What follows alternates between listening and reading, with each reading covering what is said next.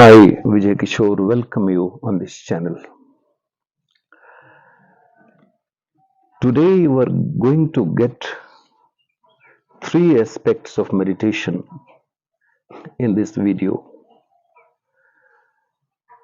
What meditation is,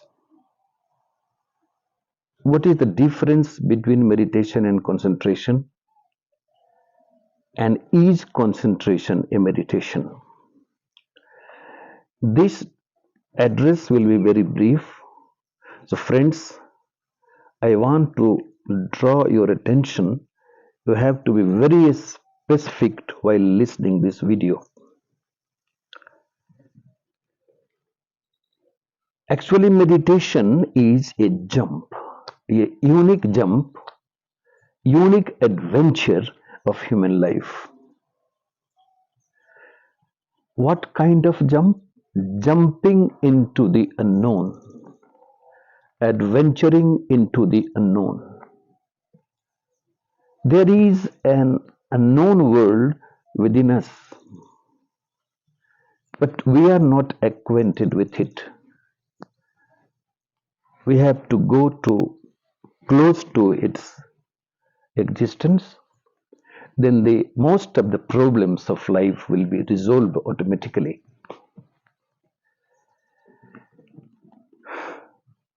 Jumping into the unknown is more daring, more adventurous than climbing on the mountain.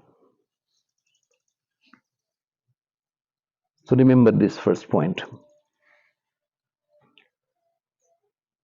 You become fearful to jump into the unknown. That's why very counted people in human history crossed this limit and they are within it, making their life hell.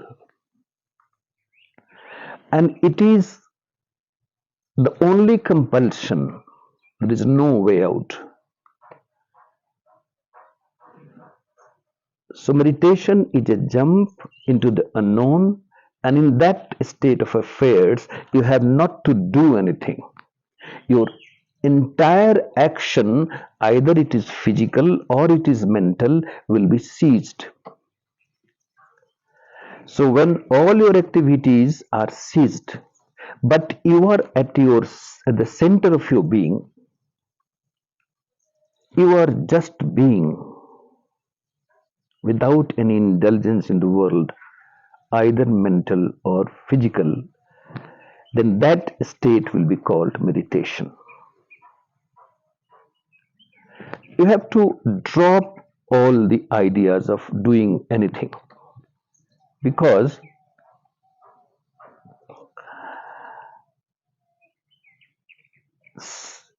thinking is also a doing, concentrating is also a doing, and contemplating is also a doing. All these are acts. Don't get confused that if you are thinking, then you are without any engagement, you are doing something.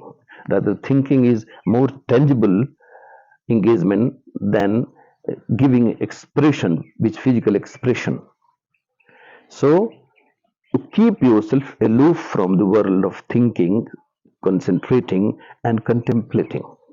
You be just at your center without being disturbed.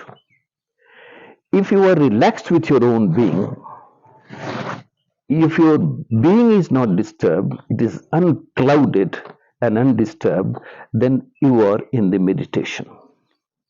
And try to do it, it is very experimental. If you can do, it will take some months. It doesn't matter, sir. Some months doesn't matter. So it will take some months, but if you do it patiently, the result will be very tremendous. Result will be very amazing. And that kind of feeling will encircle you, about which you don't have any experience till now. So, my friends, the only thing is that you cannot practice meditation. You cannot do it. You can understand it, and you can be in it. Now I'm trying to give you two illustrations which will help you to understand meditation in depth. The first is, there is a myth about meditation. Meditation is against action. This is a myth. Meditation doesn't teach you to be escapist. It doesn't teach you to escape from the life's complexity. You have to handle the situation of the world. You have to accept the challenge of the world. You cannot be escapist. So meditation teaches you a new way of life to fight the challenges or adverse situation in your life. So the first myth is that meditation makes you a saint, inactive or inert. It is not like that, my friends. Meditation makes you adventurous, but in a philosophic manner. So without doing anything mentally or physically, on no level you can be in meditation, because in that position you should be at your being. Your being is much more important than anything in the world. And don't compromise with your being.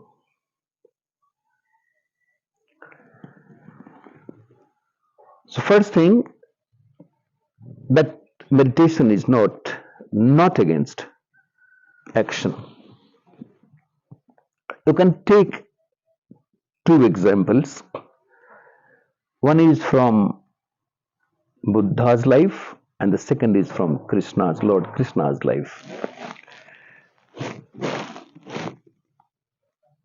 Krishna was a king, was a lover,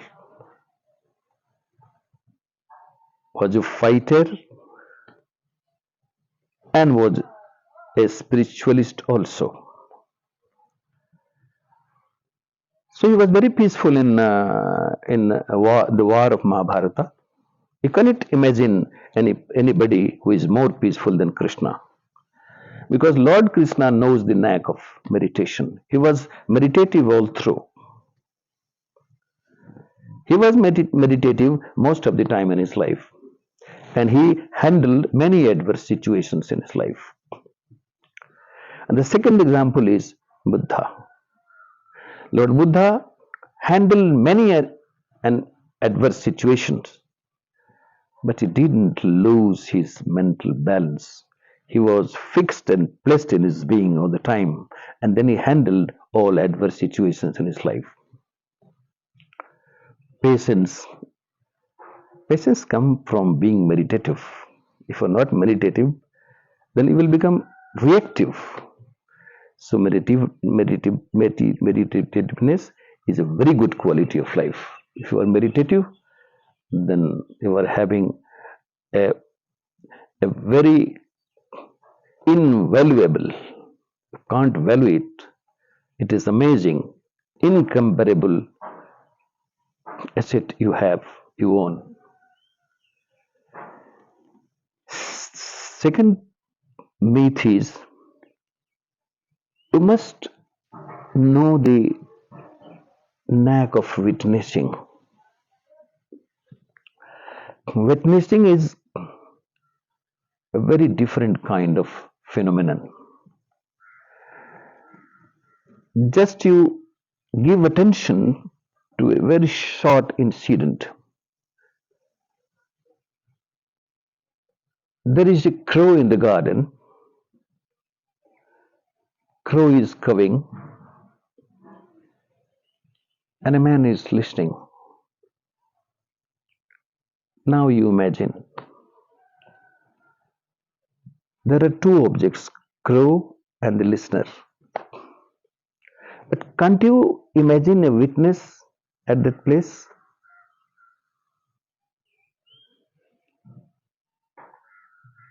Listener In listener, you will find a witness also. A witness is also there. Listener is listening to the sound of crow, and that person who is the witness, he is watching. This is a subtle person, mind it. There is no other person who is present there. This subtle person who is in the listener, he is watching both. Means he is watching the crow and he is watching the listener also. So this kind of detached watchfulness is needed in life. And if you maintain this watchfulness, then you are in meditation and you are the winner of life. So, my friends, witnessing is also a very good art of life. If you have got the knack of witnessing every incident in your life, then you can't be reactive. You can't react. Then you start responding to the activities of the world. And this is what is needed in life. So, my friends,